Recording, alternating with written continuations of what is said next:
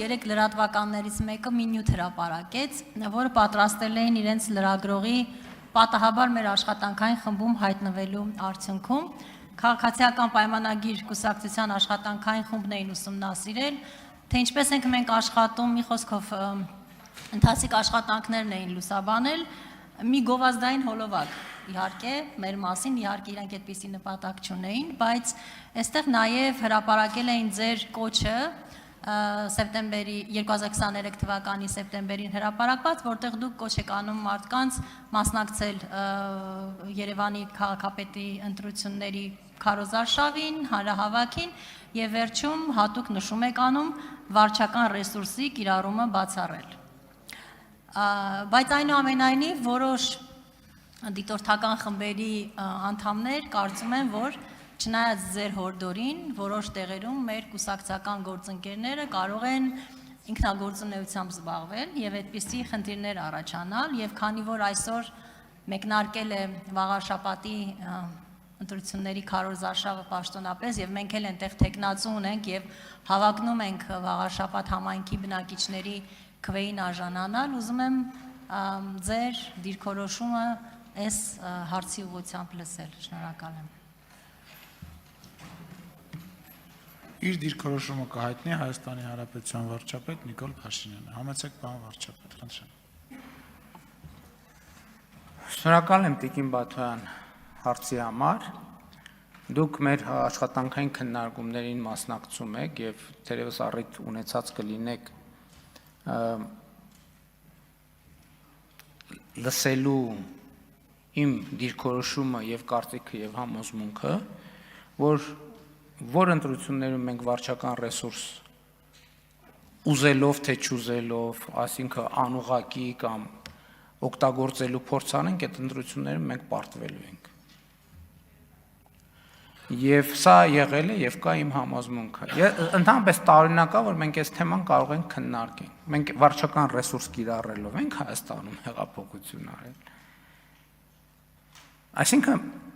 ինչպես կարող է որևէ քաղաքական ուժ իր հաջողության պատմությունից հրաժարվի, որ մտածի հազար ներողություն, այս ներկուսակցական թեմաները բերեցիք ազգային ժողովի ամբիոն, այս լավ չի։ Ինչպես այն քաղաքական ուժը, որի սեփական քաղաքական հաջողության պատմությունից հրաժարվի ու սկսի մտածել, որ կարող է Սերժի ու Ռոբերտի հաջողության պատմությունը ավելի հետաքրքիր է, այդ ինքնասպանություն է այդ քաղաքական ուժի համար եւ քաղաքական գործի համար։ Եվ սա իմ համոզմունքն է։ Ուզում եք իմանալ, շատ խոսվում է ընտրություններում ինչ ոնց եւ այլն, որտեղ մենք այդ տրամաբանությամբ մտածենք, նույնիսկ չգործենք, որտեղ այդ տրամաբանությամբ մտածենք, այնտեղ միանշանակ պարտվելու ենք, ես որևէ կասկած չունեմ։ Իսկ որտեղ մնանք մեր արժեքների շրջանակում,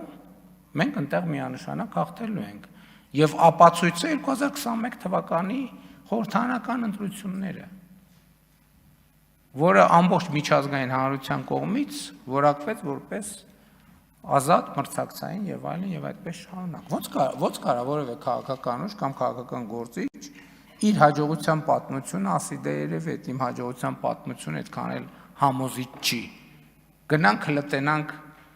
ինչ կա, կամ որ խոսում են մեզ անդադ բան են անում, մեղադրում են կամ կասկածում են քաղաքական տեխնոլոգիա կիրառելու մեջ։ Ես ուրիշ երկրորդն էլ ասեմ, այնտեղ որտեղ մենք քաղաքական տեխնոլոգիա փորձ անենք կիրառել, այնտեղ մենք պարտվելու ենք։ Որտեղ մեր քաղաքական տեխնոլոգիան էմոցիանա, օրգանիկ կապն է ժողովրդի հետ եւ սերնա ժողովրդի նկատմամբ եւ մեր երկրի նկատմամբ։ Ինչ տեխնոլոգիա։ Տեխնոլոգիայով ինչ անենք, որ ինչը լինի։ Այսինքն ես կարծում եմ ձեզ համար ոչ մի նոր բան չասեցի։ Ես ուղղակի այնտեղ մի առիթով ուղղակի նաև այս ամեն ինչը գրել եմ, թեզեր եմ դարձրել, չհասցրեցի մինչև ձեր հարցը ավարտվի, գտնեմ հետս բերեմ, բայց մի հարմար առիթով, բայց կուսակցական ժողովներին դա հրապարակել եմ այդ թեզերը։